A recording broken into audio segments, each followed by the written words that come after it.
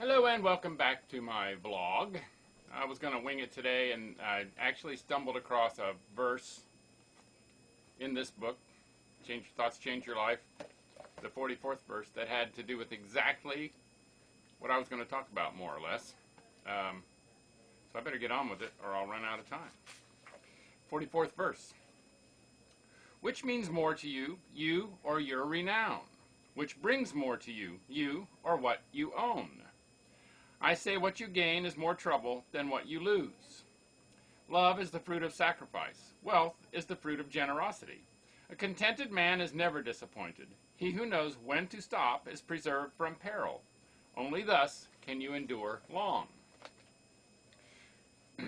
Wayne Dyer's thinkings about this. Living by knowing when to stop. The 44th verse tells you that changing the way you prioritize your life ensures a fruitful one. I call it the enough is enough section of the Tao Te Ching. When you update your view of the most important things in your life, the world around you is going to seem very different. Lao Tzu is urging you to look into your heart and examine what is truly important. Earlier verses of the Tao Te Ching counsel that the essential mission of your life is to go back to, or get to know, your originating source before physical death. In other words, you don't have to die to make the return trip. It's not only possible, but essential to feel your connection to the Tao while you're still alive. Knowing when to stop is part of the path leading you to your essential self, where the need for fame and possessions is non-existent. You see, it's not the things or even a desire for recognition that keeps you from a living connection to the Tao. It's your attachment to them that gets in the way. So shift the importance you've placed on success or belongings, which has obscured your connectedness to the Tao. Begin to note the senselessness of demanding more, exhausting yourself in pursuit of what keeps you trapped in a vicious cycle of striving and never arriving, or trying to find fulfillment. This verse implores you to know when to stop. I'm sure that you can easily see people in your environment who spend their entire lives seeking more of everything, more possessions, money, recognition, awards, friends, places to go, substances, food, you name it. If you live with this same philosophy, you've signed up for a life of frustration and dissatisfaction because the search itself becomes your jailer. It's easy to see, then, why Lao Tzu advises that what you gain is far more trouble than what you lose. When you prioritize your life, you'll find that love and a feeling of abundance are not only what you desire, but these two principles are instantly available because you've changed the way you look at the world. From this new perspective, you'll feel totally loved and wealthy in all ways. I realize that Lao Tzu is again speaking in what seems to be paradoxical words, but he's coming to you from the perspective of having changed the way he looked at things and noting that what he looked at changed. He now sees love and wealth everywhere. Yet he knows intuitively that he can never possess them by chasing after them, since they'll always remain just outside of his grasp. And so he looks at the Tao and sees that the Great Way keeps nothing for itself, is willing to let go of its life-giving essence, and is desirous to share with all. When you give of yourself, asking nothing in return and withdrawing your need for recognition, you'll experience more contentment. The fruits of wealth and love are seen right there before you when you simply stop the chase. The beauty of the wisdom in this 44th verse is that you give away your attachment to things or ways of being, which is what I mean by knowing when to stop.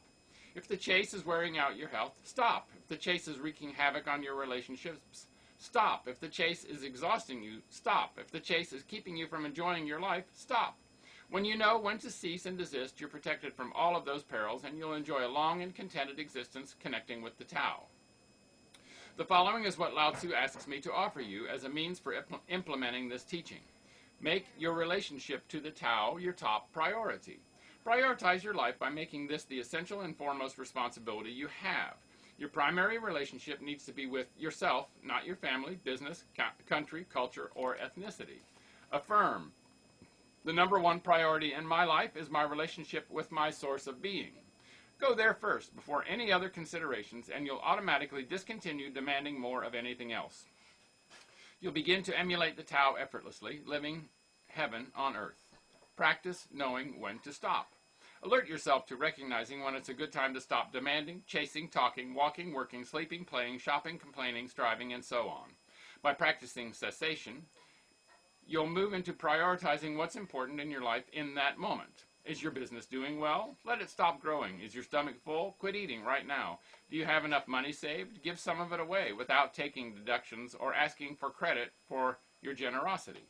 The more you're attached to needing and wanting and possessing, the more you lose in your relationship to the Tao.